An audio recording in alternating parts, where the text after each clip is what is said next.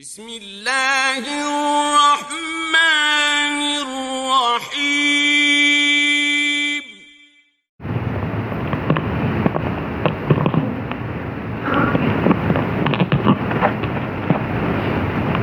السلام علیکم ورحمۃ اللہ وبرکاتہ۔ حامد و مصلی اما بعد، بسم اللہ الرحمن الرحیم۔ عن ابی ہریرہ رضی اللہ عنہ قال قال رسول اللہ صلی اللہ علیہ وسلم ایاکم والظن فإن الظن اکذب الحدیث۔ حضرت ابو ہریرہ رضی اللہ عنہ روایت کرتے ہیں کہ اللہ کے رسول صلی اللہ علیہ وسلم نے فرمایا کہ تم بدگمانیوں سے بچو، اس لیے کہ بدگمانی سب سے جھوٹی بات ہوتی ہے۔ برادران اسلام، یہ حدیث مبارکہ نبی صلی اللہ علیہ وسلم کی ان عظیم احادیث میں سے ایک ہے جو احادیث ایک صالح معاشرے کو بنانے میں مدد کرتی ہے۔ اللہ اور اس کے رسول چاہتے ہیں کہ مسلمان آپس میں مل جل کر رہیں، جس طرح مسجد کے اندر ان کی صفیں ملی جلی رہتی ہیں، اسی طرح ان کے دل بھی ایک دوسرے کے مسئلے میں پاک و صاف ہوں۔ اسی عمل کو انجام دینے کے لیے اللہ کے نبی صلی اللہ علیہ وسلم نے ایک گناہ سے بچنے کا حکم دیا، اور وہ گناہ ہے بدگمانی۔ اگر بدگمانی کی تعریف کی جائے کہ بدگمانی کہتے کسے ہیں، تو علماء اکرام نے بدگمانی کے بارے میں فرمایا ہے کہ ہر وہ چیز جس کے بارے میں انسان کو علم تو ہو مگر اس کے تعلق سے پختہ یقین نہ ہو۔ اب وہ علم انسان کو کان کے ذریعے ملے یا کسی اور چیز کے ذریعے ملے، لیکن اگر انسان کے پاس کسی چیز کا علم ہے اور پختہ یقین نہیں ہے تو یہ بدگمانی ہے۔ اور بسا اوقات علماء نے بدگمانی کی تعریف کرتے ہوئے یوں فرمایا کہ وہ دل کے اندر چلنے والے وسوسے ہیں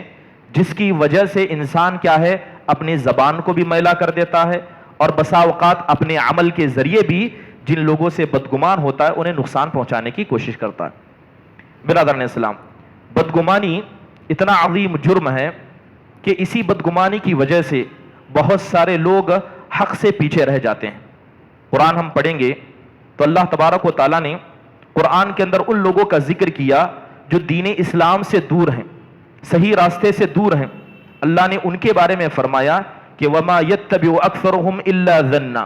کہ یہ لوگ جو دین اسلام سے دور ہیں ان میں اکثر لوگوں کا حال یہ ہے کہ وہ بدگمانی میں مبتلا ہیں،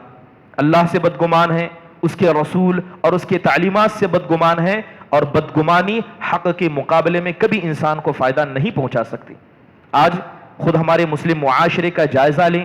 کتنے لوگ ہیں جو اپنے آپ کو مسلمان کہتے ہیں مگر صحیح حدیثوں سے، نماز، روزے اور بہت طریقے سے اپنے آپ کو دور رکھتے ہیں، اور دور رکھنے کی ایک وجہ صحیح تعلیمات سے بدگمانی ہے۔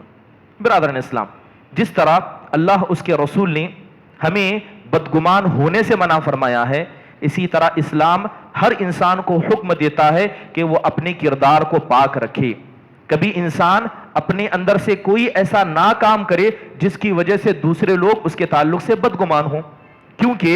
جس طرح انسان کا بدگمان ہونا گناہ ہے، اسی طرح لوگوں کو بدگمانی میں ملوث کرنے میں مدد کرنا یہ بھی گناہ ہے۔ اللہ کے نبی صلی اللہ علیہ وسلم کی سیرت کو دیکھیے، وہ حدیث معروف ہے، آپ نے بارہا سنی ہوگی کہ اللہ کے نبی اعتکاف میں بیٹھے ہوئے تھے، آپ کی زوجہ محترمہ صفیہ بنت حوی آپ سے ملاقات کرنے کے لیے آئی۔ جب وہ جانے لگی تو اللہ کے نبی انہیں الوداع کرنے کے لیے مسجد کے دروازے تک آئے۔ دو صحابہ اکرام جو وہاں سے گزر رہے تھے، انہوں نے اللہ کے نبی کو ایک خاتون کے ساتھ دیکھا۔ جیسے ہی دیکھا ان دونوں نے اپنے قدموں کو تیز کر لیا۔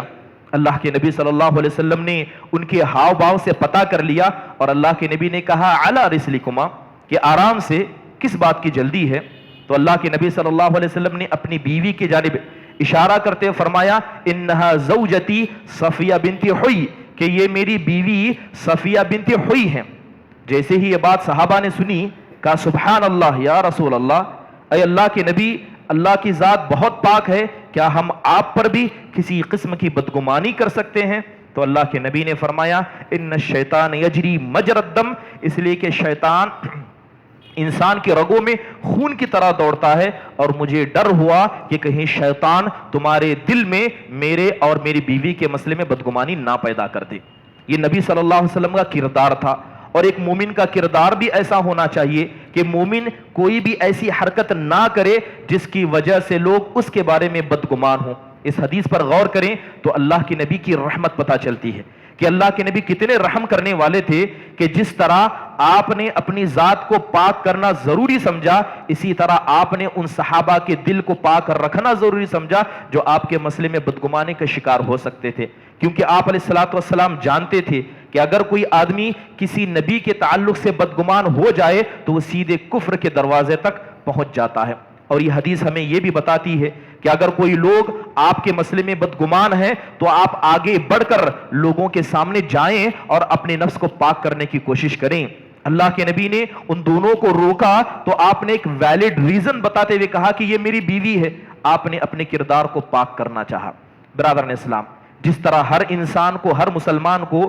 بدگمانی سے بچنے کا حکم دیا گیا، اس حکم کا خصوصی مطالبہ ایسے لوگوں سے کیا جاتا ہے جو قوم کے ذمہ دار ہوتے ہیں، جو چند لوگوں پر ذمہ دار بن جائیں، چاہے وہ گھر کا ذمہ دار ہو، خاندان کا ذمہ دار ہو، جماعت کا ذمہ دار ہو، جمعیت کا ذمہ دار ہو، بہرحال کسی بھی آرگنائزیشن کا اگر کوئی ذمہ دار ہے تو ایسے انسان کے لیے واجب اور سب سے زیادہ ضروری ہے کہ وہ اپنے ماتحت لوگوں کے مسئلے میں اپنے دل کو پاک رکھے۔ کیونکہ اگر کوئی ذمہ دار ہو اور اپنے رعیہ کے تعلق سے بدگمان ہو جائے تو ایسا شخص سوائے فساد کے اور کچھ نہیں مچا سکتا۔ اللہ کے نبی فرماتے ہیں کہ ان الامیر اذا ابتغى الريبة في الناس افسدهم، کہ ایک امیر، قوم کا ذمہ دار جب لوگوں کے مسئلے میں بدگمان ہو جائے تو وہ سوائے فساد کے اور کچھ نہیں مچاتا ہے۔ برادران اسلام،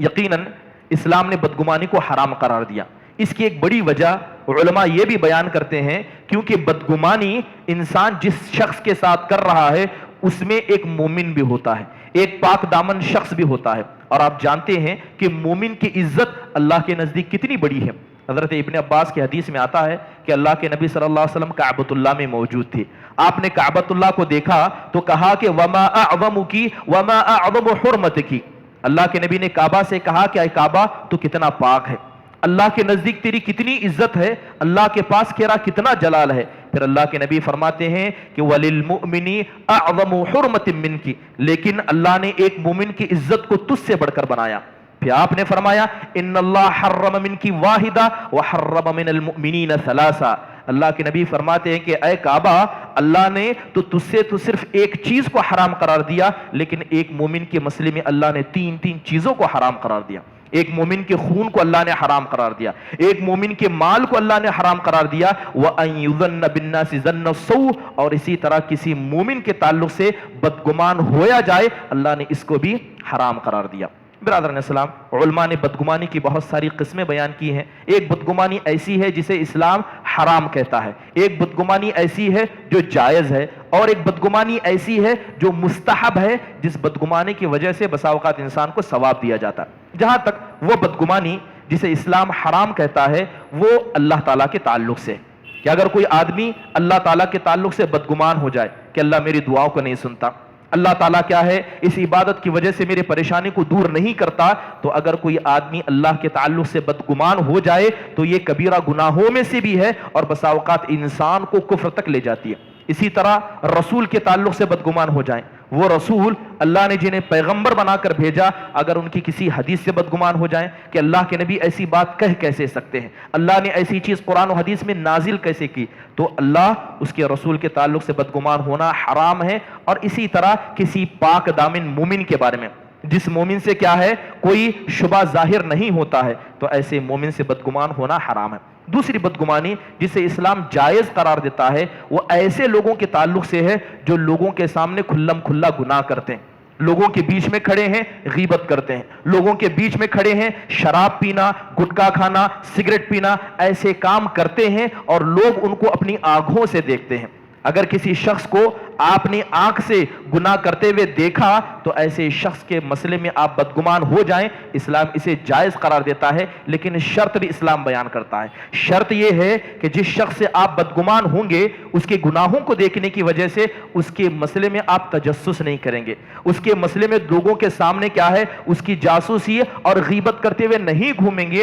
اور نہ ہی ایسے شخص سے آپ دشمنی جتائیں گے۔ اگر آپ یہ کام کر سکتے ہیں تو ایسے شخص سے بدگمانی کرنے کو اسلام جائز قرار دیتا ہے۔ اس کے علاوہ جو کافر ہیں، جو مشرک ہیں، اللہ اس کے رسول کے دشمن ہیں، ایسے کافروں کے مسئلے میں انسان بدگمان ہو جائے تو اسے بھی اسلام جائز قرار دیتا ہے۔ ایک آخری بدگمانی جسے اسلام مستحب کہتا ہے وہ بدگمانی ہے، جیسے مثال کے طور پر اگر کسی آدمی کا کسی آدمی سے لڑائی جھگڑا ہو گیا اور لڑائی جھگڑا اس حد تک پہنچ گیا کہ انسان ہاتھا پائی پر اتر جائے، تو ایسے دشمن سے اگر کوئی انسان بدگمان ہو جائے اور بدگمان ہونے کا مقصد اپنے آپ کو اس کی تکلیف سے بچانا، اپنے آپ کو اور اپنے گھر والوں کو اس کے ظلم سے بچانا ہو، تو ایسی بدگمانی چاہے وہ ایک مومن سے کرے، ایک مسلمان سے کرے، اپنے آپ کو تکلیف سے بچانے کے لیے کرے تو اسلام اسے مستحب قرار دیتا ہے، بلکہ بسا اوقات ایسی بدگمانی کی وجہ سے انسان کو ثواب بھی دیا جاتا ہے۔ لیکن عمومی طور پر بدگمانی ایک عظیم جرم ہے، ہر شخص کو اس سے بچ کر رہنا چاہیے، کیونکہ معاشرے کے اندر جو فساد پیدا ہوتا ہے ان میں ایک بڑی وجہ بدگمانی بھی ہے۔ اللہ تعالیٰ سے دعا ہے کہ اللہ تبارک و تعالیٰ ہر اس قسم کے جرم سے ہمیں بچنے کی توفیق نصیب فرمائے جو معاشرے کے اندر فساد پیدا کرنے والی ہو۔ آمین۔ وآخر دعوانا ان الحمد للہ رب العالمین۔